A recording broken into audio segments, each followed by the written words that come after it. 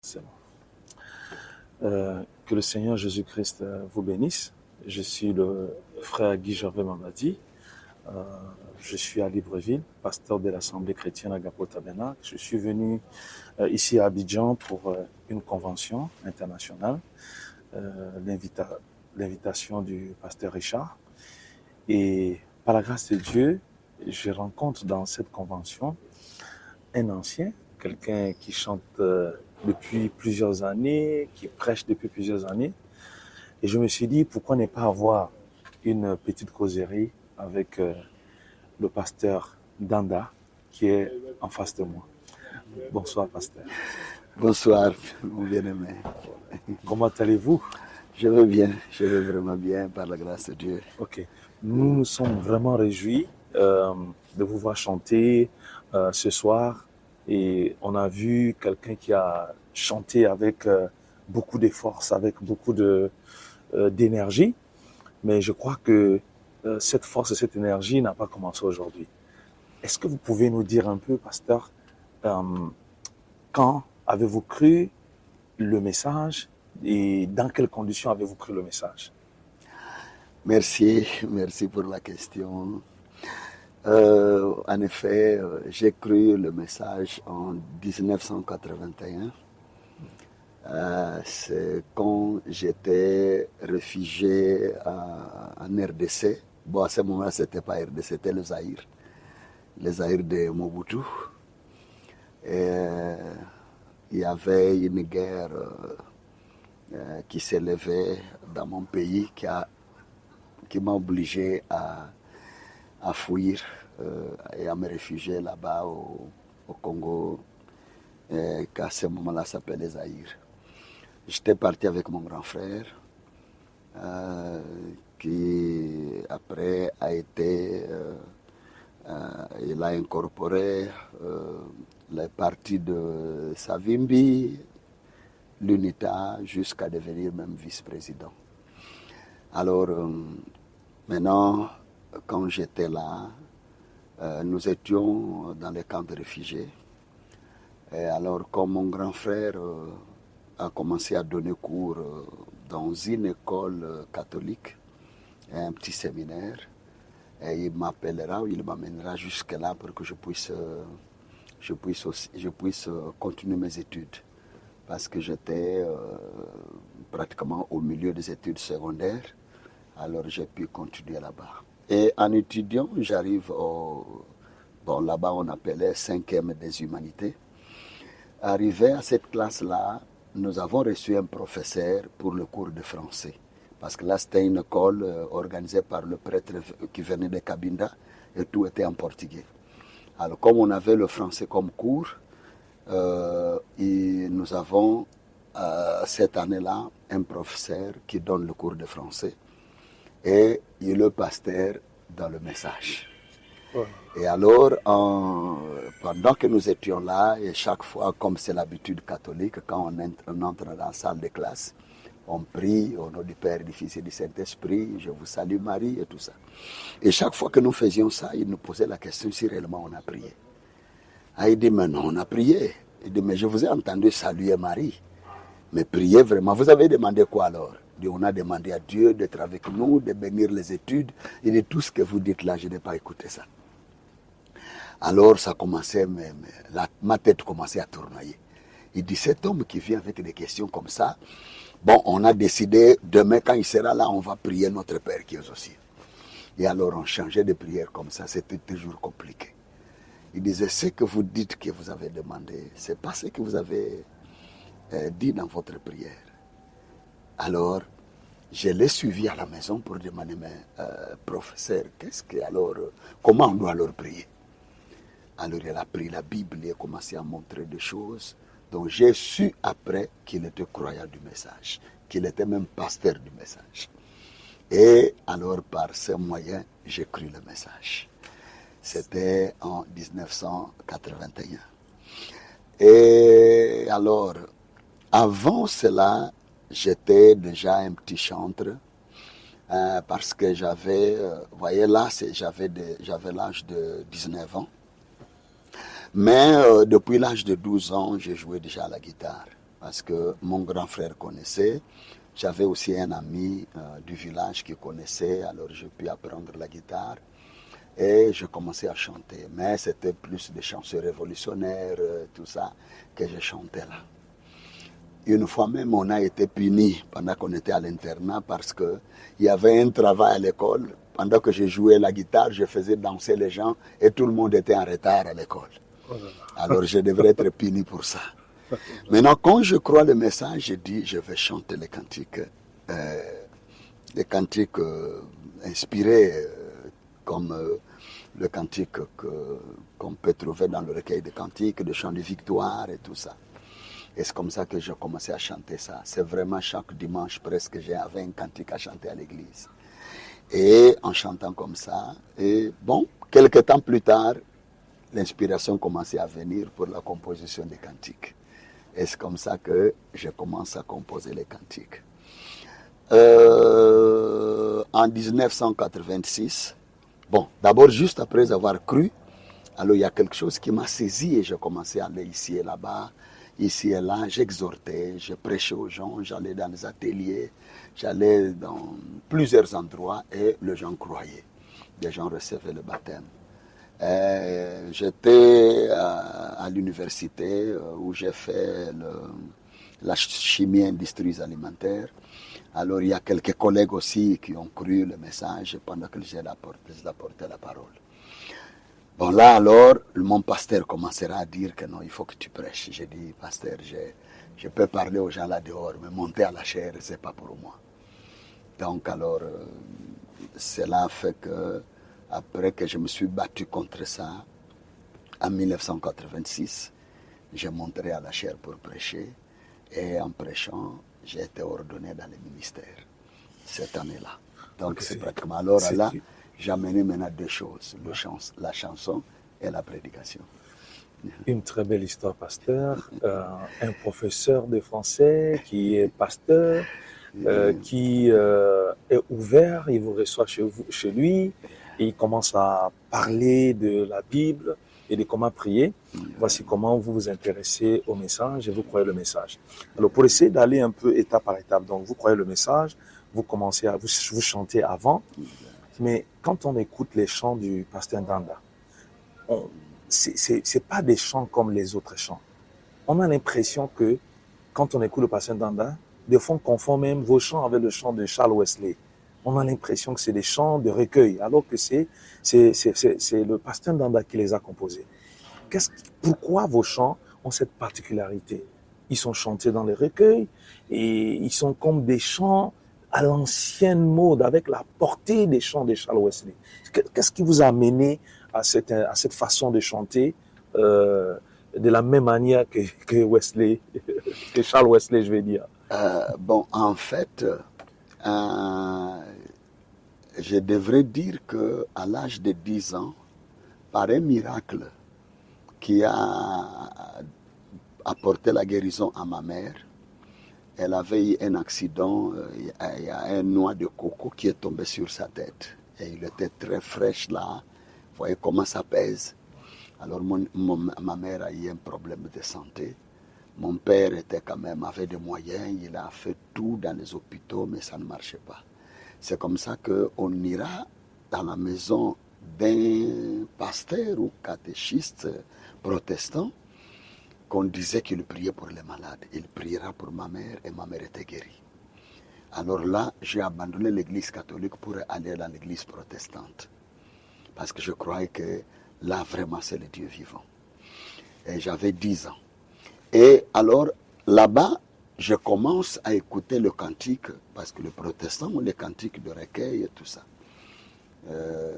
J'ai appris quelques cantiques, j'ai trouvé un ami en Jésus, il est toute chose pour moi. Il y a d'autres cantiques là que j'ai chanté à ce niveau-là. Il y a même certains cantiques que je les chantais pendant que j'ai cru le message. Maintenant, il y a quelque chose qui m'a marqué. Quand j'avais entendu le cantique là qu'on chantait et qu'on chante là, de recueil de cantiques, chant de victoire et tout ça, j'ai vu que ce sont des cantiques composés à plusieurs années des centaines même d'années, mais qui avait toujours l'onction, qui avait toujours la vie. Et quelqu'un écoute ça, vous pouvez écouter ça pendant une année, 2 ans, 3 ans, ça ne perd jamais la puissance.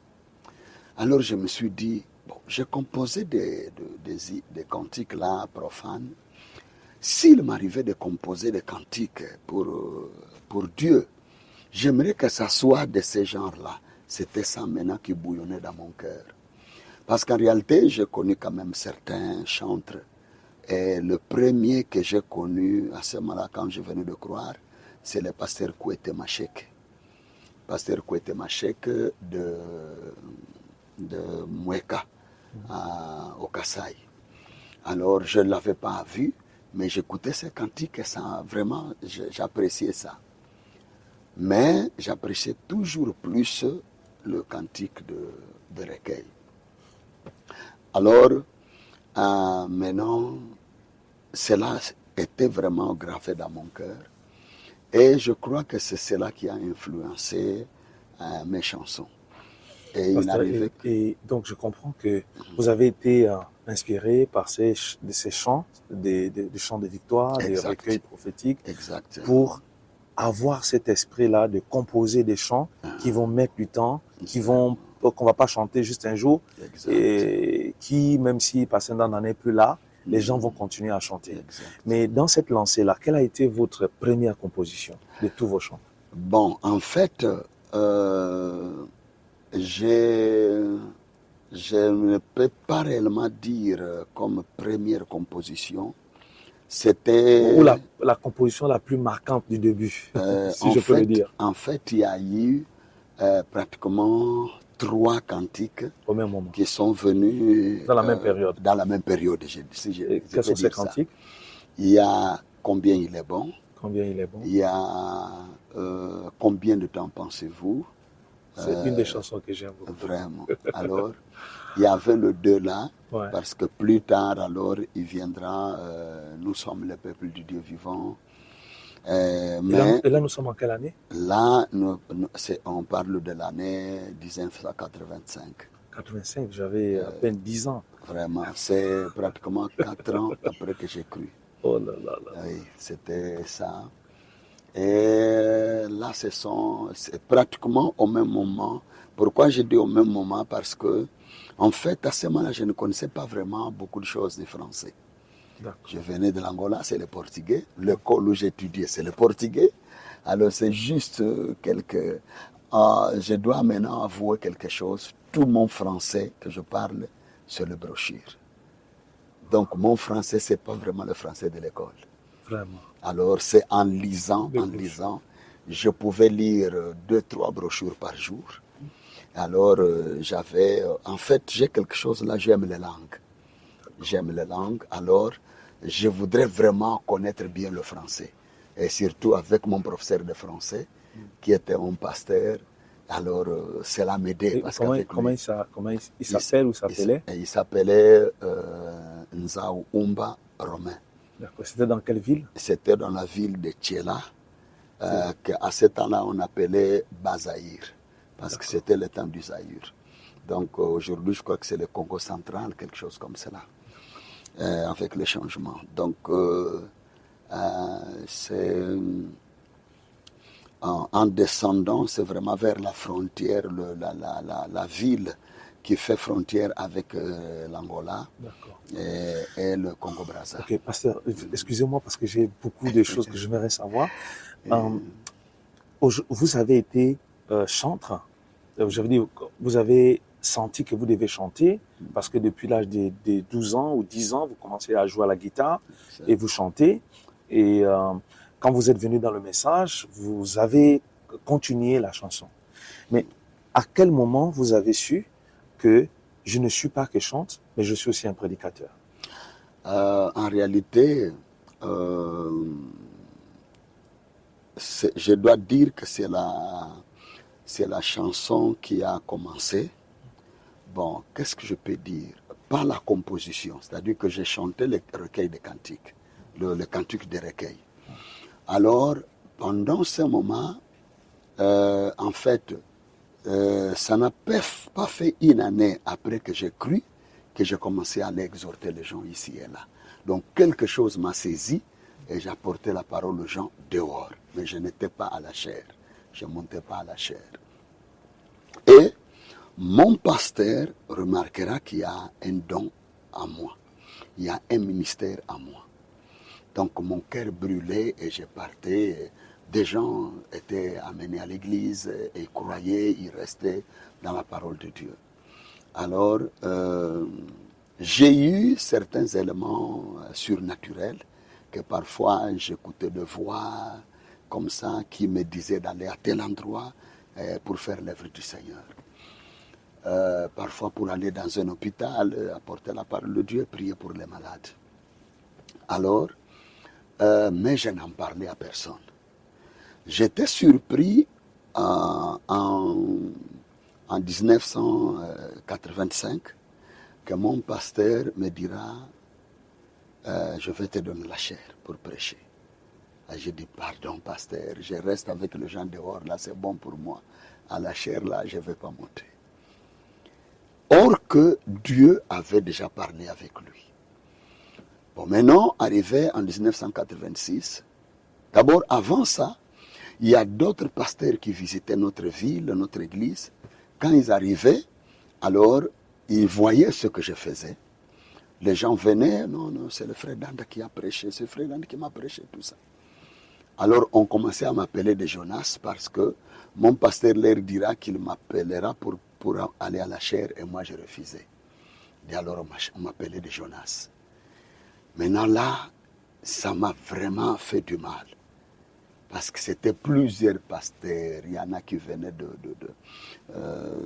il y a un pasteur qui est venu, le pasteur Mwamba Ilunga. Il venait à ce moment-là, c'était le Chaba, à Kolwezi. Il y a d'autres qui venaient d'autres coins. Quand ils arrivaient là-bas, ils m'appelaient le Jonas, qui était en train de fouiller l'œuvre du Seigneur. Alors à un moment, je me suis dit, je vais prier Dieu. Je ne sais pas, l'autre me disait, Dieu va te frapper, Dieu, parce que, voyez comment Dieu a mis du trouble dans les bateaux de Jonas et tout ça. Je dis, Seigneur.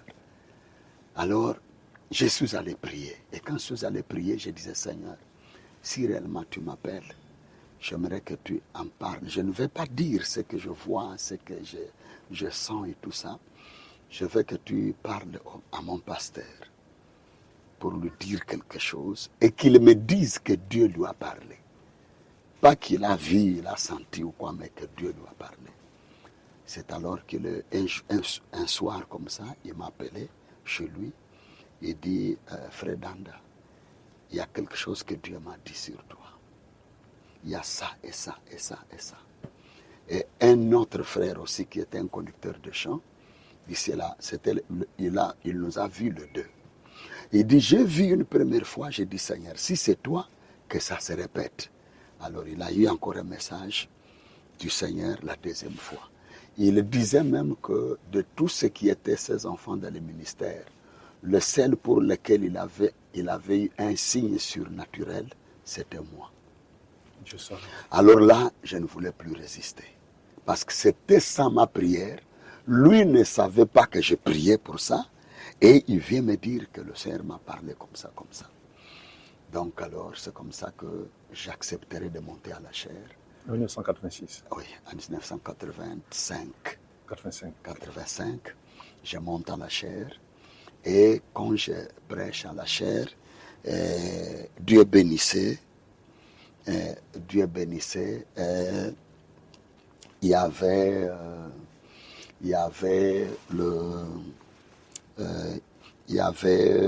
vraiment, les gens étaient bénis, les gens écoutaient, disons, les gens recevaient beaucoup de choses de la part du Seigneur. Amen.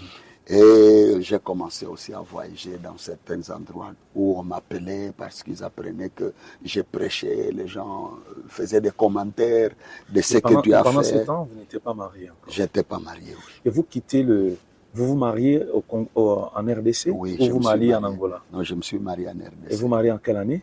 Je me suis marié en 1989. Donc 3 ans après. 3 ans après. Ouais.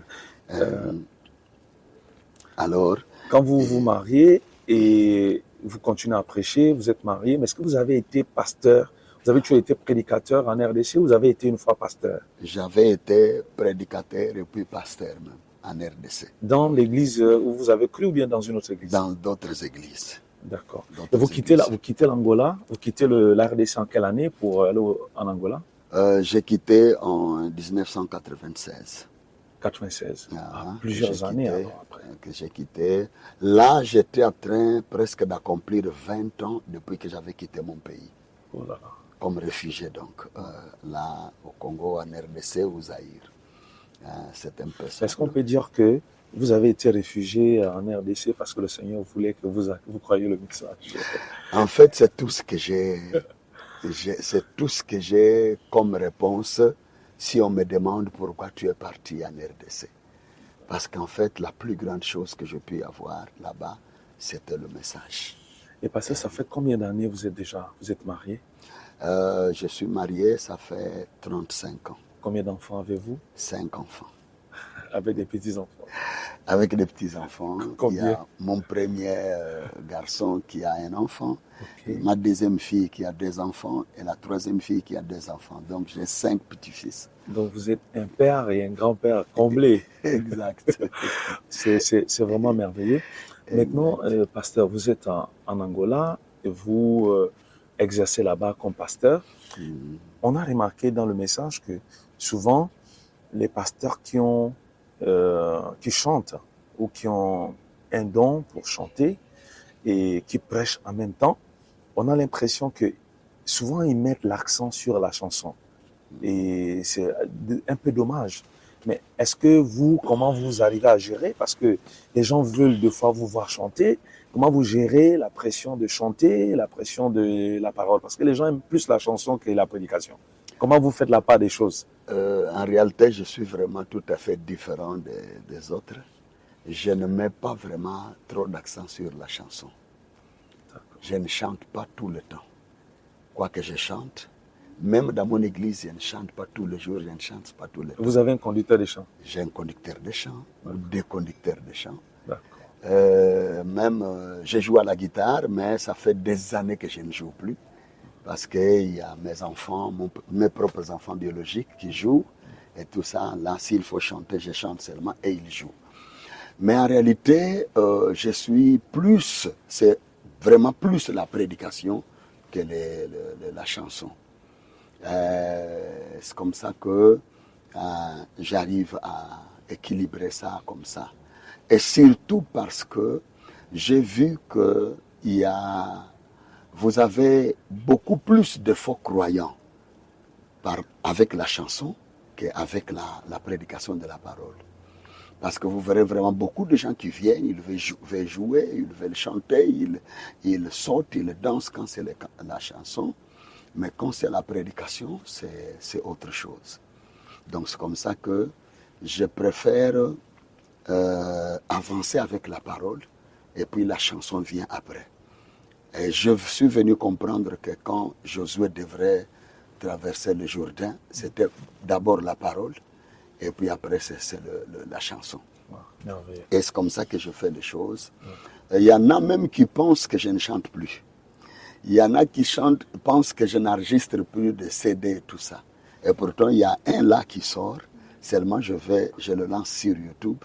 Il n'y aura pas de CD, de DVD, tout ça comme on le faisait avant. Donc, ce sont de nouvelles chansons. Et, alors, mon fils, qui est en Europe, est en train de sélectionner ça pour lancer dans le YouTube. Okay. Donc, de nouvelles cantiques réellement, de nouvelles cantiques. Ok, pasteur, permettez-moi d'aborder un peu d'autres sujets. Nous avons parlé de vous, nous avons parlé de votre évolution dans le message. Aujourd'hui, j'ai 49 ans et c'est quand j'avais 10 ans que vous avez commencé à prêcher. Donc, vous êtes une icône dans le message et on n'a jamais appris que pasteur Ndanda a commis une gaffe quelque part. On a toujours un bon témoignage de vous. Et donc, je pense qu'on peut aussi apprendre beaucoup de vous. Pasteur Ndanda, nous constatons dans le monde du message aujourd'hui, nous qui venons après vous, que de plus en plus, les anciens que vous êtes quand vous quittez, vous abandonnez, ou vous sentez que vous allez bientôt quitter la terre, vous mettez vos fils biologiques. Ça devient systématique. Okay.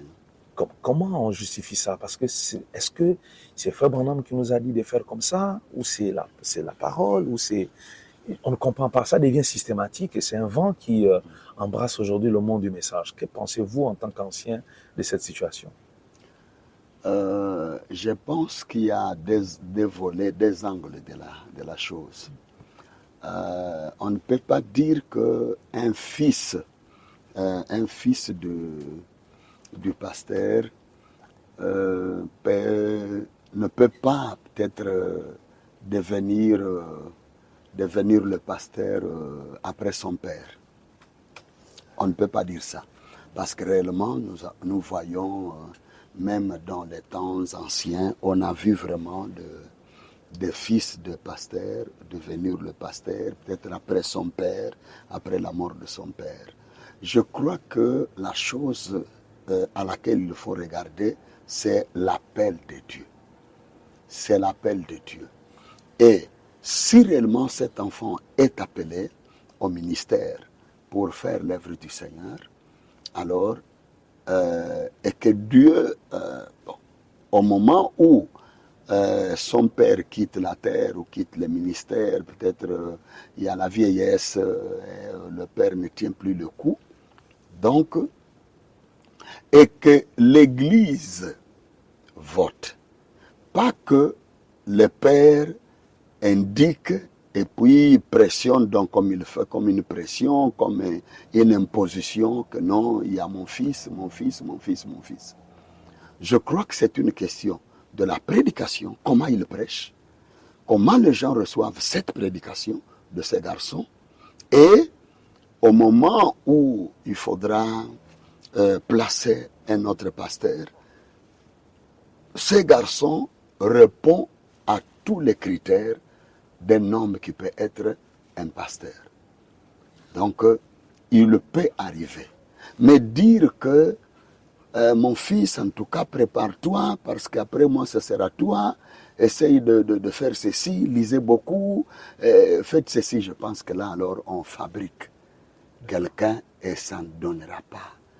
Et c'est ce qui fera qu'on parle en mal de ceux qui ont fait la chose de la manière juste. Parce qu'on pensera que c'est tout le monde qui fait ça. C'est comme par exemple aujourd'hui, beaucoup de gens qui chantent finissent par devenir des pasteurs. Bon, en réalité, ce n'est pas vraiment obligatoire que tout le monde qui chante, compose des cantiques, après-demain, il est pasteur. Il faut que ça soit vraiment un appel. Alors je crois qu'il y a des gens qui vont là, qui arrivent à devenir pasteurs simplement parce qu'ils voient une attraction. Beaucoup de gens viennent, l'écoutent chanter, ils disent oh non, ça peut faire une bonne affaire. Si je prêche, il y aura aussi beaucoup de gens qui vont m'écouter. Alors j'aurai un grand nombre de gens. Or, ce n'est pas vraiment ça. Ce n'est pas vraiment ça. Donc, ce que je crois, c'est que Dieu peut appeler un fils d'un pasteur pour devenir aussi pasteur et pour être dans le ministère. Mais la chose vraiment de faire, bon, en tout cas, si j'ai mon fils là-bas, je crois que ma famille, mon épouse ne va pas souffrir, et ça sera ça et ça et ça, alors là, vraiment, alors nous faisons mal les choses. Mais nous ne pouvons pas dire qu'il ne peut pas avoir un fils qui prend la charge pastorale d'une église. Comme on voit aujourd'hui le tabernacle Branham, c'est Joseph qui est là comme pasteur. Et ça fait des années que Collins, le pasteur Collins, demandait à frère Joseph s'il peut vraiment s'engager dans cela, donner son nom, la candidature ou accepter qu'il passe comme pasteur. Mais ça, vraiment, ça faisait des années qu'il refusait, que le frère Joseph refusait.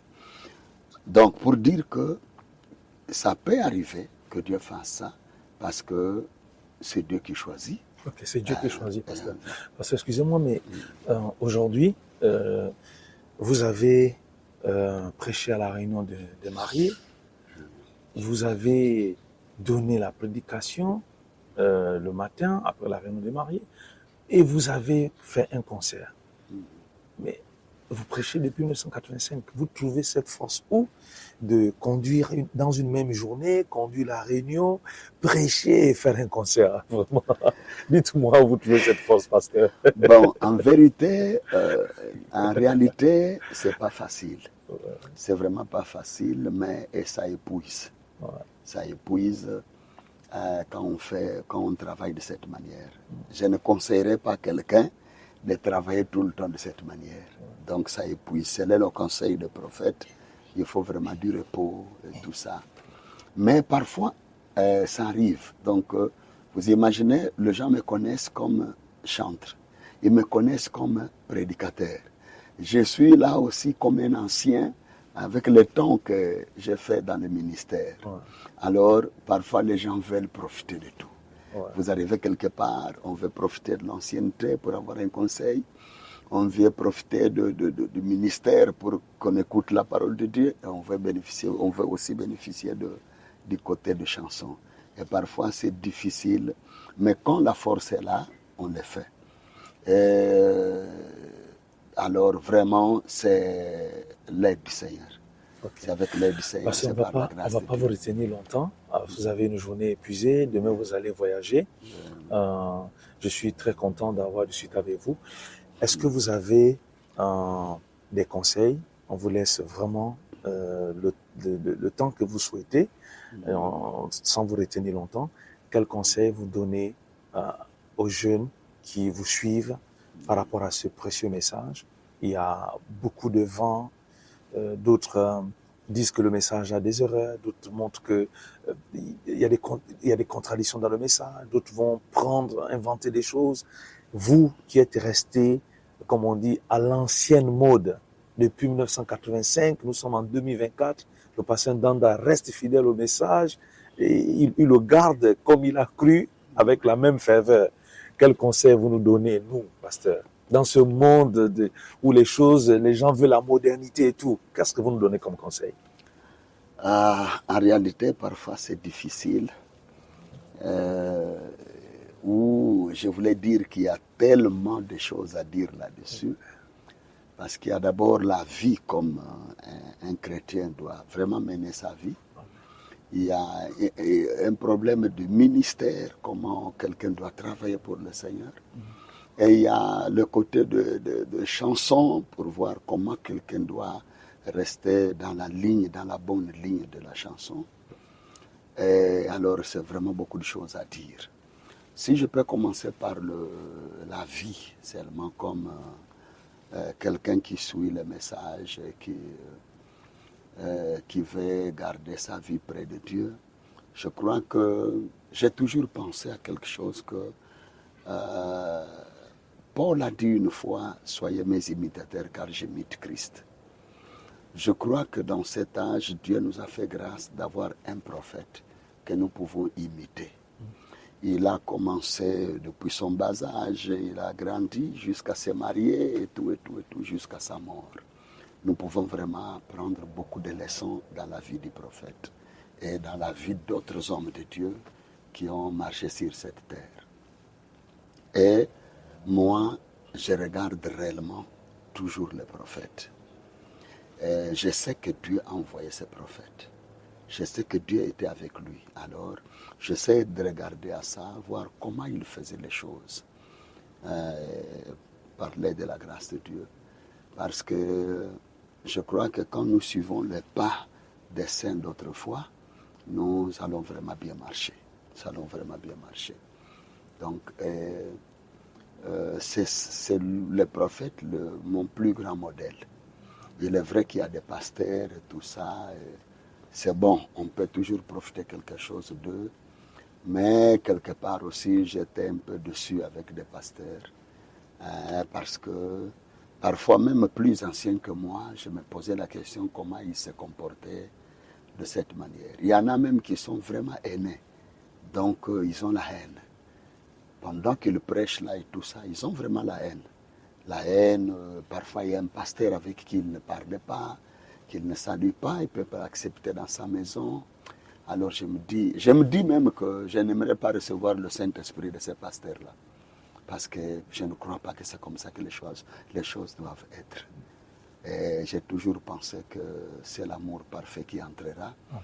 Alors, c'est un peu ça. Et quand on parle de la chanson, je crois que Frère Nama a dit beaucoup de choses sur la chanson.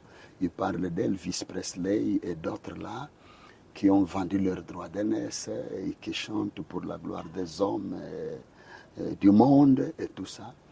Et leur musique, la façon de faire, alors cela doit nous aider pour que nous ne puissions pas entrer dans une de ces choses-là, que ce soit les paroles qu'on utilise dans le cantique, les danses même qu'on utilise, et toutes ces choses, il faut vraiment veiller, parce que ce n'est pas difficile de tomber de l'autre côté, qui est le côté du monde. Et je vois même d'autres, comme si les compositions des cantiques, c'est pour vraiment égayer tout le monde, c'est pour que tout le monde l'accepte et tout ça. Mais moi, il m'arrive en lisant la parole de Dieu que je compose des cantiques qui sont vraiment durs là. C'est comme le cantique que j'ai chanté au début là, le cantique Senzambi Kedika, le véritable Dieu. Et dans ces cantiques, je suis en train de dire que le Dieu d'Abraham, d'Isaac et de Jacob, c'est lui le vrai Dieu. Mais tous les autres dieux, ce sont des dieux faux. J'ai dit, les gens utilisent les statues. J'ai dit, n'utilisez pas ça. Ce sont des choses qui ne parlent pas, qui ne voient pas, qui ne marchent pas. Comment des choses pareilles vont être des dieux? Est-ce que vous pensez que les gens qui utilisent ça seront contents de moi? Non. Donc, quelque part, alors j'ai dit que les gens sont tombés morts parce qu'ils ont abandonné le Créateur et ils prennent la créature qu'ils adorent. Et je suis en train de montrer là que le pape c'est une créature, Marie c'est une créature, et d'autres là qu'on appelle Dieu, Kimbangu et tout ça, et ici et là, ce ne sont pas des dieux.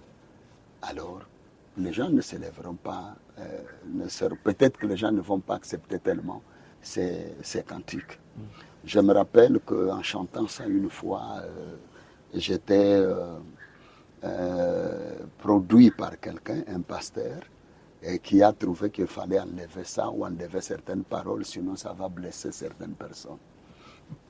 Je lui ai dit, ils ont même coupé le cantique sans me dire un mot, sans me parler de cela avant, et j'aurais peut-être dit retirer tous les cantiques au lieu de couper là. J'ai un autre cantique où je chante La sorcière. Là, c'est en portugais. La femme là qui marche nue. Je me suis inspiré de quelque chose que Frère m'a dit une fois à Joseph Branham, si je ne me trompe pas. Il dit, regarde le serpent là. Pointant une femme qui était maquillée, mal habillée. Alors j'ai dit, je chante le cantique La sorcière. Et j'ai dit, cette femme qui passe avec tout le corps dehors, en pantalon ou en habit court, c'est vraiment une sorcière. Elle est n'a pas dans la maison. Si tu vas chez elle, alors tu meurs et ton âme finit. Alors, est-ce que vous pensez que les gens vont accepter ça, vont écouter ça parce qu'ils aiment cette chose-là, le cantique-là, qui leur disent, tu seras béni, tu seras ceci, tu seras grand, tu seras président, tu seras ceci, alors la prospérité, ceci, c'est ça, la bénédiction. Alors quand les gens écoutent ça, là c'est vraiment pour tout le monde.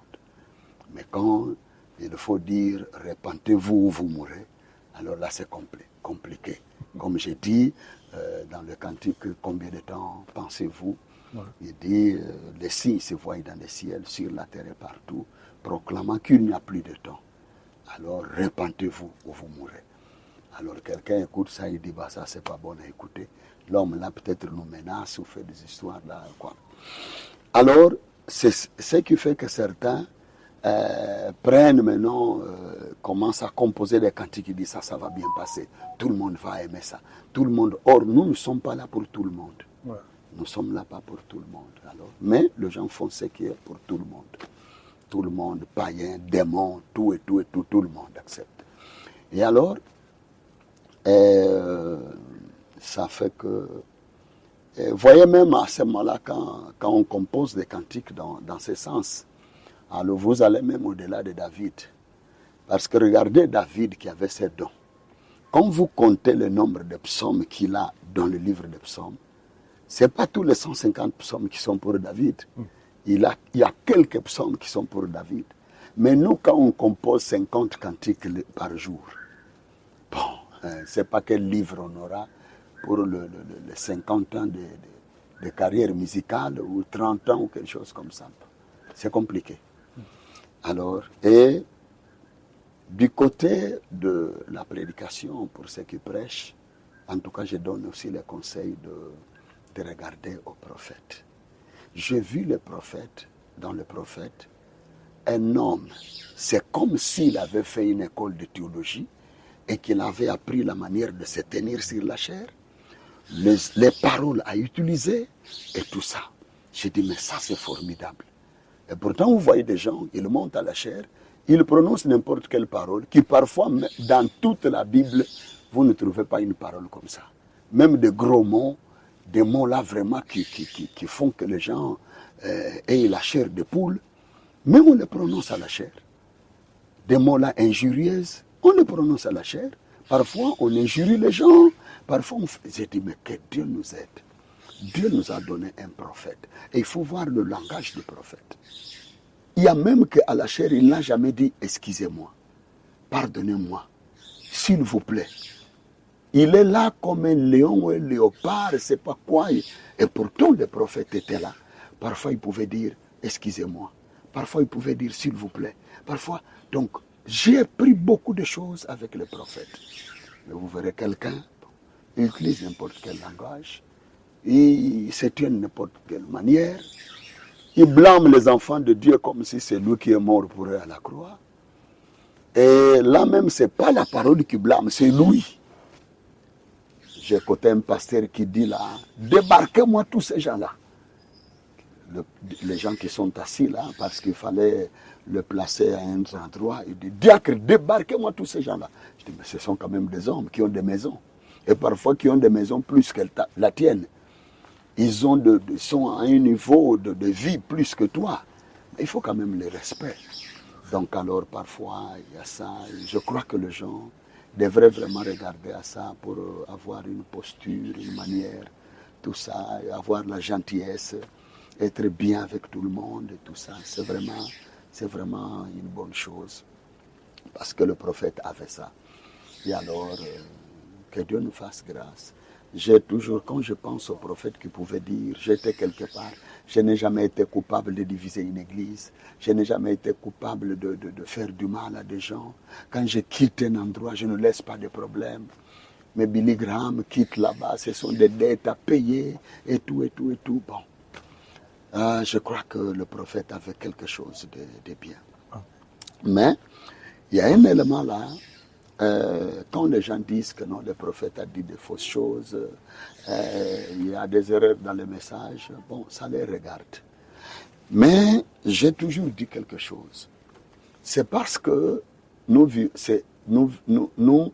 voulons considérer les anciens prophètes, parce que nous n'avons pas vécu à leur temps. Je me pose la question, qu'est-ce que serait notre comportement si on a vécu au temps d'Ésaïe, par exemple, le prophète, et qu'il arrive dans la maison du roi Ézéchias, il lui dit, ainsi dit le Seigneur, donne les ordres à ta maison parce que tu vas quitter, tu ne vivras plus. Tout le monde a écouté ça, ainsi dit le Seigneur. Il sort là, il arrive juste au portail là, Dieu lui dit, retourne, va avec un autre, ainsi dit le Seigneur, différent du premier. Vraiment. Il vient là-bas, ainsi dit le Seigneur, tu ne mourras pas. Mais c'était une bonne raison pour que les gens quittent le message et abandonnent le prophète Ésaïe. Donc, comment il y a quelques minutes tu étais là, ainsi dit le Seigneur. Maintenant tu vas là-bas, je ne sais pas quelle mouche t'a piqué, et tu viens, oh non, Dieu me donne un autre, ainsi dit le Seigneur, différent du premier. On devrait les quitter. Ouais. Jean-Baptiste présente Christ. Voici l'un de deux qui ôte les péchés du monde. Quand j'étais dans le désert, Dieu m'a parlé, Dieu m'a montré ceci et cela. Alors, je vais m'arrêter. Donc, alors, Dieu m'a dit que c'est lui sur qui tu verras la colonne de feu descendre, ceci et cela. Alors, ça sera celui. Maintenant, juste quelques temps après, c'est le même Jean-Baptiste qui dira à ses deux disciples, mais Alain peut demander à ces jeunes hommes si c'est lui, l'agneau de Dieu, ou ce n'est pas lui. Alain peut lui poser la question, mais finalement, c'était de bonnes raisons pour quitter le message de Jean-Baptiste. Ouais. Parce que comment hier tu nous as présenté à la rivière là, que c'est lui qui ôte les péchés du monde. Dieu t'a parlé. Mais maintenant, toi, le pasteur, tu viens encore nous dire, non, en tout cas, l'un peut nous demander si c'est lui. Et je peux citer tellement de choses dans la Bible, je vous dirais, si vous quittez le message, je vous conseillerais de quitter la Bible. Vraiment. Parce que je vais vous prouver par la Bible qu'il y a tellement de choses là que c'est compliqué. Donc, vous imaginez, est-ce comme ça que nous prouvons par là qu'on n'est pas des croyants? Ouais. On n'est pas des croyants. Vous imaginez, je sais qu'il y a des gens, quand ils apprennent que les corbeaux allaient laisser la nourriture à Élie, jusqu'à présent, ils en parlent parce qu'ils veulent remplir leur tâche à la chair. Ils ne croient pas. Ils ne croient pas. Ils disent, mais corbeau, laissez la viande, laissez ceci. Ah, ça, bon, comme c'est écrit. Et c'est comme ça qu'on arrive à voir des gens aujourd'hui, des théologiens, qui disent que Israël n'a pas traversé une mer rouge. C'était une mer de roseaux. Une mer de roseaux. Je ne sais pas quelle mer de roseaux peut tuer les Égyptiens. Comment les uns sont passés, puis les Égyptiens vont mourir. Donc, ce sont toutes ces choses, ce sont des esprits et ça ne meurt pas. Et c'est comme ça que je disais la fois passée à la chair. Si tu penses que tu dois quitter le message, et tu trouves que le frère Nam n'est pas un vrai prophète, alors d'autres non, parce qu'il a répété des choses que d'autres ont dit. Est-ce que s'il y a un mal là-bas, nous nous trouvons, est-ce que nous voyons, bon, mais non, nous voyons Luc a dit des choses. La même chose, Matthieu aussi les a dit.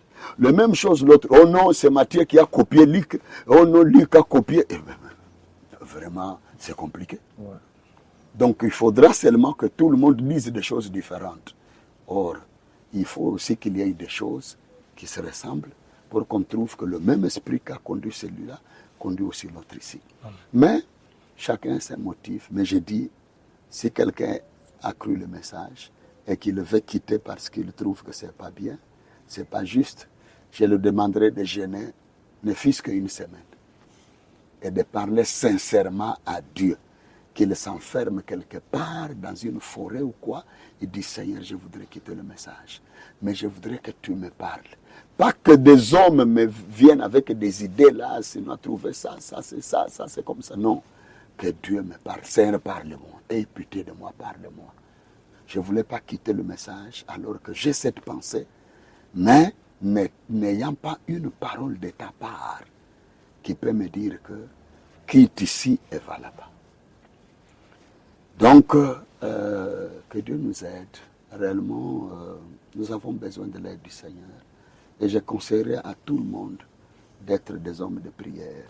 Amen. Parler vraiment avec Dieu, parce que Dieu parle. Dieu parle, il se manifeste, il conduit, il indique le nord, il indique où aller, où ne pas aller, quoi faire et quoi ne pas faire. Dieu fait ça. Seulement peut-être que nous ne mettons pas du temps dans la prière, alors on a des problèmes.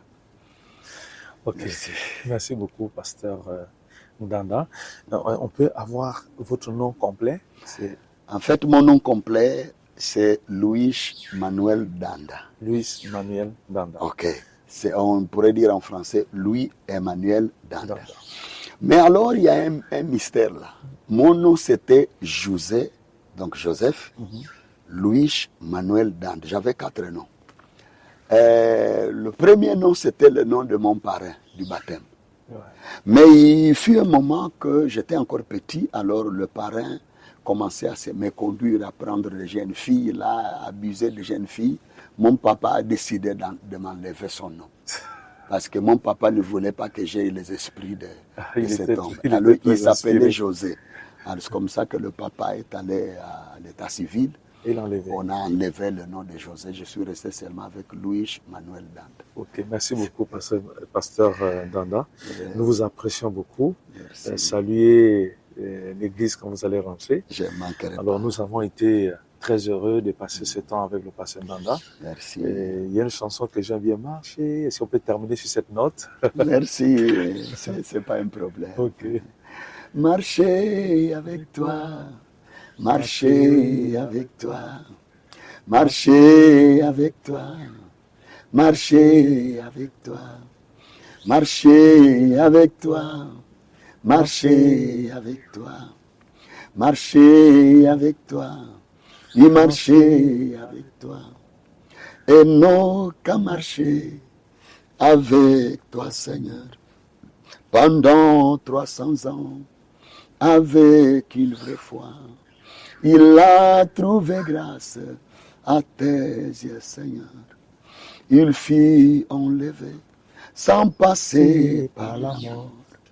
Ainsi, moi aussi, je viens, mon Seigneur. Et mon grand désir, c'est marcher avec toi. Merci beaucoup, pasteur. Merci, Dieu bénisse Dieu richement. bénisse, pasteur, c'est merveilleux. Merci. Shalom à vous.